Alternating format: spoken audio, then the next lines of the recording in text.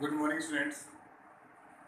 कल हम बात कर रहे थे लास्ट वीडियो में नाइन्थ टेंथ और 11th के ग्रामर के टॉपिक्स के बारे में।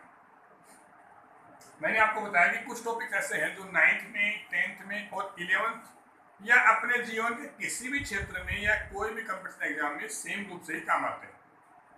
जिनमें ग्रामर के कुछ टॉपिक जैसे टेंस हैं, डिटरमिनर्स हैं, मॉडल्स हैं या आपके नरेशन, पेसिव वॉइस, ये सभी ऐसे टॉपिक हैं जो आपके हर क्षेत्र में बराबर ही काम आते हैं। तो आप इन वीडियोस को ध्यान से देखें, साथ साथ नोट्स बनाएं अपने। मैंने देखा है बच्चे जो हैं वो वीडियो देख रहे हैं, व्यू बहुत आ रहे हैं, लेकिन लाइक और सब्सक्राइब नहीं कर रहे हैं। तो बेटा इनको लाइक करें, सब्सक्राइब करें, अपने दोस्तों को शेयर करें ताकि ज़्यादा से ज़्यादा लोग फायदा उठा सकें, ताकि आपके जो साथी हैं उन सबको भी इनका लाभ मिल सके। जो दूर बैठे हैं, कई ऐसे मित्र होते हैं जिनके पास अभी व्यवस्था नहीं है, तो वो भी इनसे अपना फायदा उठा सके। कंपटीशन के क्षेत्र में भी काम आएंगे आपके। लेकिन मैंने देखा है बच्चे ना तो कमेंट कर रहे हैं, ना लाइक कर रहे हैं, ना शेयर कर रहे हैं, ना ही सब्सक्राइब कर रहे हैं। तो बच्चों ज़्यादा से ज़्यादा चैनल को सब्सक्राइब करें। उससे मुझे कोई फायदा नहीं होने वाला, उससे आपको ये फायदा होगा कि जब भी मैं कोई वीडियो डालूंगा तो उसका नोटिफिकेशन आपको सबसे पहले मिल जाएगा। तो चैनल को सब्सक्राइब जरूर करें, लाइक करें और कमेंट करें। अब देखो बेटा, आगे हम पढ़ते हैं। हम कल लास्ट टाइम बात कर रहे थे कि हमारा जो टॉपिक है टेंस के बारे में हमने बात की थी। और टेंस में बच्चों हमने सबसे पहले देखा था कि टेंस को समझाने से पहले मैंने आपको वर्ब के बारे में बताया कि वर्ब क्या होती है। वर्ब मैंने आपको बताई थी कि वर्ब दो प्रकार की होती है। एक होती है बच्चों हेल्पिंग वर्ब, एक होती है मेन वर्ब। हेल्पिंग वर्ब और मेन वर्ब के बारे में मैंने आपको बताया। हेल्पिंग वर्ब वो थी जो समय को निश्चित करती है, जबकि मेन वर्ब वो वर्ब थी जो हमारे और इसका अपना स्वयं का अर्थ होता है।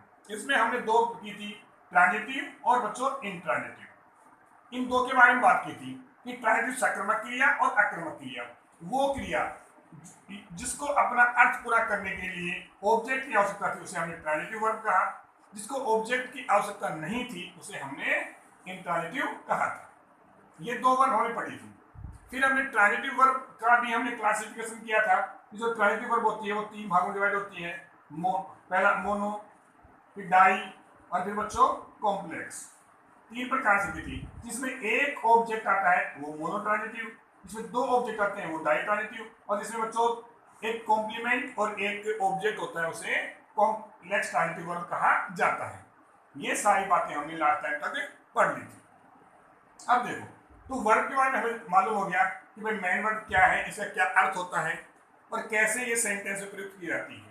हेल्पिंग वर्ब मैंने आपको बताया था, हेल्पिंग वर्ब वो जो टेंस को मॉडिफाई करें। जैसे हम कहते हैं सी इज प्लेइंग। अब यहाँ पर प्ले को और इज मॉडिफाई कर रहा है कि वह प्रेजेंट टाइम में खेल रही है। तो इज जो हेल्पिंग वर्ब है अपनी वर्तमान समय के बारे में अपने को बता रही है। तो वो वर्ब जो हमें टाइम के बारे में सूचित करती हैं उनको बच्चों हेल्पिंग वर्ब, और जिसका अपना स्वयं का अर्थ होता है और सेंटेंस के बारे में बताती हैं, अपना स्वयं का अर्थ प्रयुक्त करती हैं, उनको मेन वर्ब कहते हैं। और इनके बारे में मैंने आपको पूरा बता दिया था। एक रूप बेटा वर्ब का और भी होता है, वो क्या होता है मैं आपको अब बताता हूँ। हाँ, तो देखो हम वर्ब के बारे में बात करते हैं। वर्ब का देखो एक रूप बेटा और है, जिसे regular verb, verb number 2 irregular verb भी कहा जाता है। रेगुलर वर्ब और इरेगुलर वर्ब भी कहा जाता है। मतलब कि हमने अब तक तो पढ़ी थी ट्रांजिटिव, वो हमने ऑब्जेक्ट से संबंधित वर्ब पढ़ी थी। लेकिन ये वर्ब जैसे मान लो हमने लिखा, जैसे देखो स्लीप, स्लेप्ट, स्लेप्ट। अब यहां पे हमने एक लिखी डांस, डांस्ड, डांस्ड।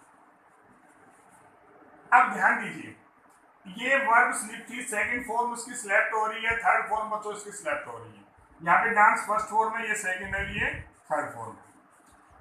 कहने का मतलब ये है जिन वर्ब के अंत में जिन वर्ब के अंत में डी, ईडी व टी का प्रयोग किया जाता है, जिन वर्ब के अंत में डी, ईडी व टी का प्रयोग किया जाता है उन्हें बच्चों रेगुलर वर्ब कहा जाता है।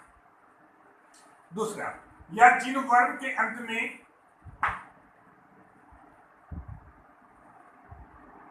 रेगुलर वर्ब वो वर्ब जिनके अंत में डी, ईडी व टी की आवश्यकता पड़ती है उन्हें रेगुलर वर्ब कहा जाता है।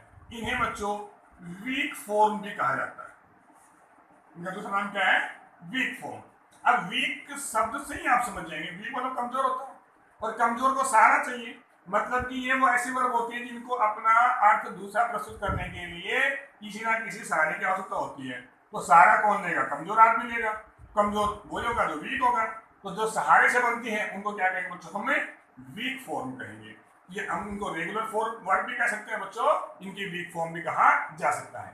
कहने का मतलब वर्ब हमारी दो प्रकार की हो गई, एक रेगुलर, एक बच्चों इरेगुलर। रेगुलर वर्ब वो जिनको अपना पास्ट या पास्ट पार्टिसिपल बनाने के लिए डी, ईडी व टी की आवश्यकता पड़ती है, उन्हें रेगुलर वर्ब या वीक फॉर्म कहा जाता है।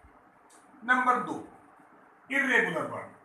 इरेगुलर वर्ब वो होती हैं जिनको अपना पास्ट व पास्ट पार्टिसिपल बनाने के लिए किसी प्रकार की डी, ईडी व टी की आवश्यकता नहीं पड़ती है। जैसे को कम,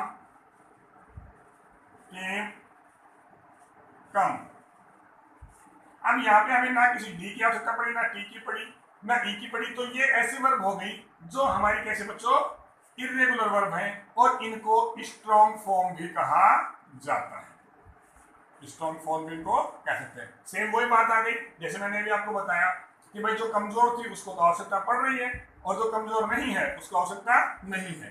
तो जो वर्ब जिनको डी, ईडी, टी की आवश्यकता पड़े वो भी, और जिनको नहीं पड़े वो स्ट्रॉन्ग फॉर्म कहलाती है।